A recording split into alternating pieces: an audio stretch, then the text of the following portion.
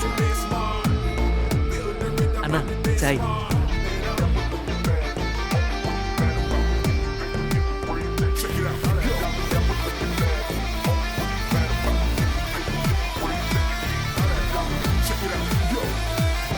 అబ్బా అబ్బా ఏంటి ఇచ్చావురా? చెత్తలా ఉంది. రోడ్డు పక్కన టీ స్టాల్ పెట్టుకుని 5 స్టార్ హోటల్లో బెళ్ళపిస్తున్నావు. ఇంకోసారి నీ కొట్టుకొస్తే చెప్పు. చెయ్యి. నోరంతా చెడిపోయింది. ఒక్కడ కూడా టేస్ట్ లేదు. ఏంటన్నా మళ్ళీ ఎక్స్పెరిమెంట్ ఫెయిల్ అయిందా? రోడ్డు పక్కన టీ కొట్టు అంటే ప్రతి ఒక్కడికి ఎగతాళి అయిపోయిందిరా.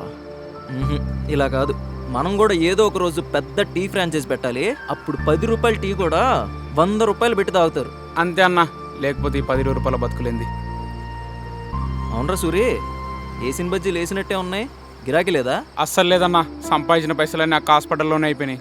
మళ్ళీ పొద్దుగల్లా బద్రిగాడు వస్తాడు, ఆయనకి పైసలు కట్టాలా. సర్లే రేయ్, ఈ 100 తీసుకొని ఎన్ని వస్తాయని కట్టి. ఊకో అన్న, నీకడ పైసలేంది? రేయ్ ముందు కట్టరా, మనలో మనకేంటి కట్టు.